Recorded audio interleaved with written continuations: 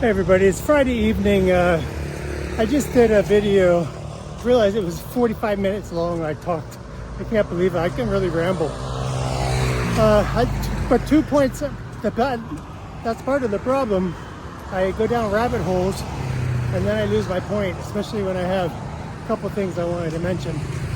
But the two main things I wanted to talk about are in that video were, the first one is I was talking about the funeral or the passing of my wife's uncle, only 68 years old, 67, 68. That is only 11 years from now for me. Only 11 years. That is why I want to retire, and I'm motivated to retire early, even on a modest budget. I don't have $1 million, but I just got to make it work. I don't want to spend my life sitting in an office, doing something, being around people I'm not in a context I'm not enjoying. I love my job. I love what I do. I just don't like where I'm at right now, and this is just a confirmation, and besides, life is short. I want to spend time with my wife. I love being at our house. It's a simple life. We're gonna have to make ends meet. I trust God will provide, and I trust it will be enough, and if we're smart with the money that we have, a little bit, and we pray that God will bless it.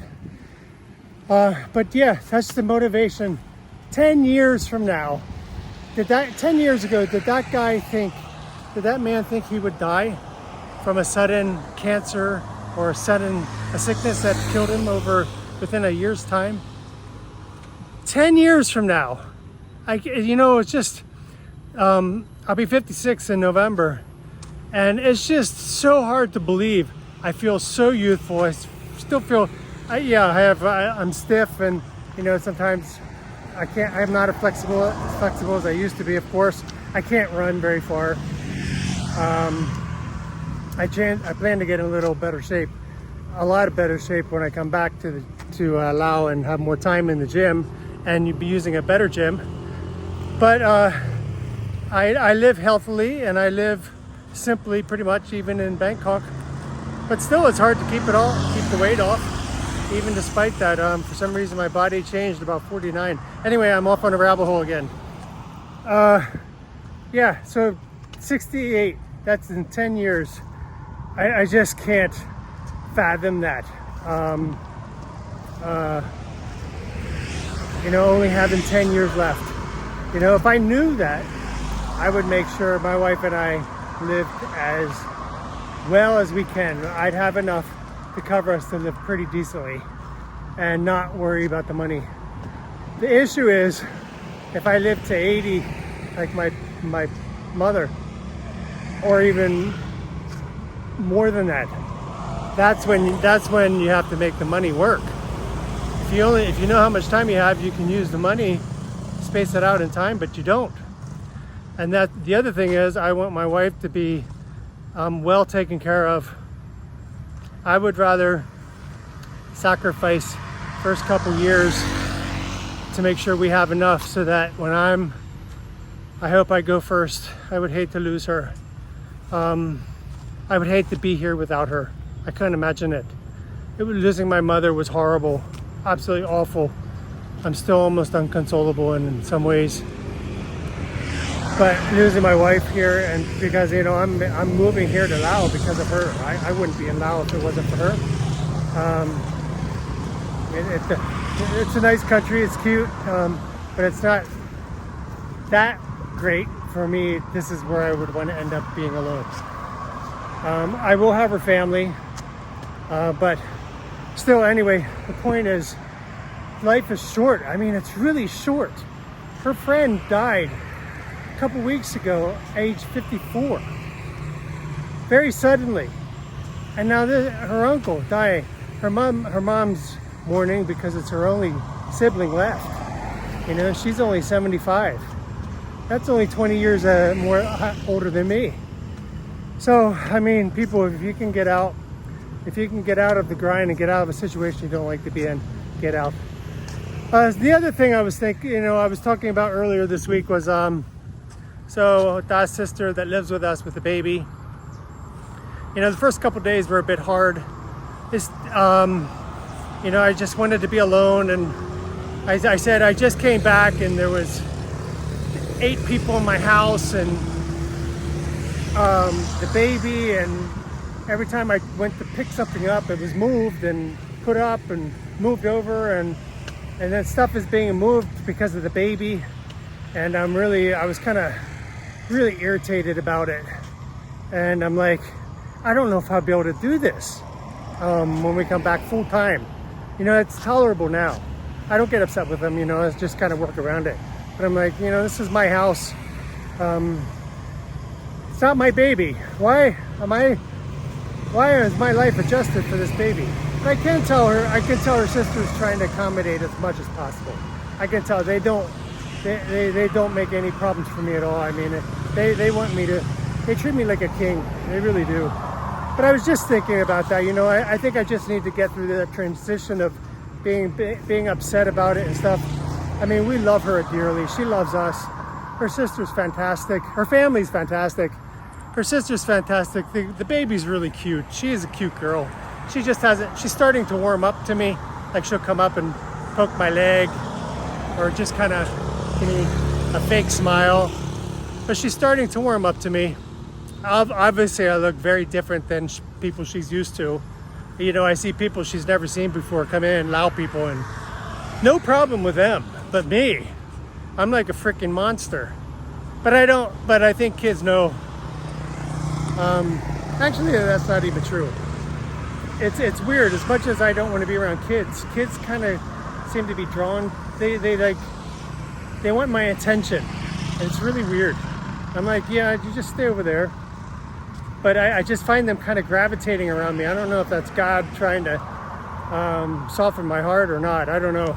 I think it's probably what it is. I just don't like being around kids. They make me nervous.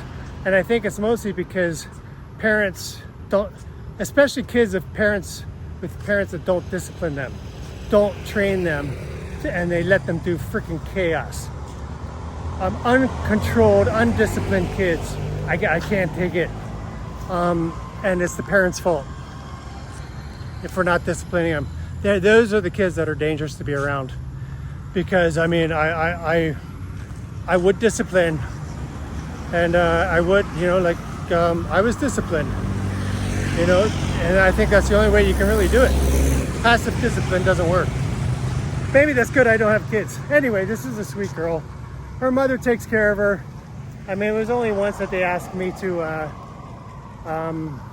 just watch her, and I just look at her. She comes up to me and looks, and I go, "What are you doing? Are you working yet? Did you get a job yet?" I just talked to her normal. And then she did a fake smile and walked away. Anyway, the point is, I was talking about kicking him out, basically telling her to go live with her husband. I'm not going to do that. Very realistically, if I think about this very realistically, I'm not going to kick them out. Buttercup. I'm not going to kick them out. We love her dearly. She works. She pays her keep here. I mean, I do pay her, and but she just takes care of everything for us. She loves us, and just have to work around it. You know, it's just really her and the baby and the boy, the teenage boy. He's okay. He's quiet. Sometimes we have the niece there, but they're very quiet. They're very respectful. They work in the house. I mean, they don't cause any problems, but I'm not going to be kicking them out. I mean, before anybody gets up in arms with me for being insensitive, I think I'm being very insensitive. I just need to transition. I just need to process this and settle it in my mind, and I think it will happen when I come back. I'm not going to kick them out. The only reason they would be leaving would be if they want to leave. If she wants to go be with the husband, the boyfriend, or the baby goes to school at some point, I don't know what they're going to do about that. I think the Thai school system is better. I think it'd be better for the baby to be Thai citizenship, or some dual citizenship, I think. So anyway, I'm not going to be kicking them out. Very likely I'm just going to work around it, and I'm pretty easy. I might be coming across as being strict, but I'm not. I'm very flexible. I'm very patient, and I just have to work through that. That's all. It's all in my head. We love them extremely, extremely much, and we're grateful to have her in the house and help. The other thing is, Da adores her sister. They are BFFs. They are best friends. And Da loves taking care of the baby. So this is kind of like giving Da that motherly desire, but the freedom to say it's not her baby. I think Da likes that. Da never wanted a baby. At least she's never told me. And she's been consistent. Even when I seriously asked her a couple times, "Are you sure you really don't want a baby? Because you're getting past your prime here." I think she's getting close to where the edge of the golden era, they call it. I think they call it the golden age. Ayu tong ayu, something like that. The golden age, basically, where she can't have anymore, and she probably can't. She'll be 46 this year.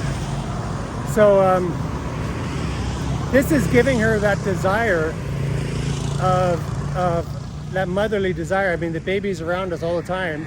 So it's kind of like the baby has two mothers in a way, but I think that the baby should have its real father, who only sees a couple times a year. I don't know if that will change, but I guess maybe I'm there. I don't want to assume that role. It's not my baby. I will assume the uncle role. If we develop a relationship, I guess we probably will. If she lives there and I live there a long time, it's inevitable. I'm just not very good with I don't do baby stuff. I don't do baby talk. I don't do baby walk. I don't do baby games. I talk to it like it's a normal person. And this is probably all coming off very weird. And yeah, maybe. But anyway, I'm working through it. And we're not going to be kicking her out. There's no way. I couldn't do it. I wouldn't have the heart. I might be all huff and no bluff. I'm all bluff. We'll work it out, and I think it would be good. We want to make another room in the house somewhere, build another addition somehow, and we'll just make it work. So I have my space. I'm not. They give me my space anyway. They really don't bother me. So I think it's gonna be okay. Anyway, here I go rambling again. I just want to make those 2 points in this series of chronicles this week because they did come up. To admit, life is short, especially when you're getting 50. Who knows what can happen? Make the best of it. Stop working if you hate your job and you want to be with your family, around the ones you love. And take it slow. God bless, take it slow, and see you in the next one. Cheers. Hey everybody, I just came back from my walk. Funny thing is, I spoke too soon. I thought we were going to have the whole house to me, Da, and her sister and baby. I came back because I thought the grandma went back to Thailand yesterday, and she did. Surprise! I come in from my walk, and not only is the grandma there, she's back, and now the husband the boyfriend is back. The boyfriend's back. I can't believe. I don't know what's going on. This is like, I don't get a free night. I'm here at my house in Laos for a week now, and I haven't had one night where there's nobody here. One night. I don't know. I don't get. They just come and go like it's a hotel or something. Like I don't know. They like to be around each other, so I understand that. But I just want to be alone in my house. That's it. They're here. 2 more people back. It's just like 3 go, 2 come. 4 go, 3 come back. Just really.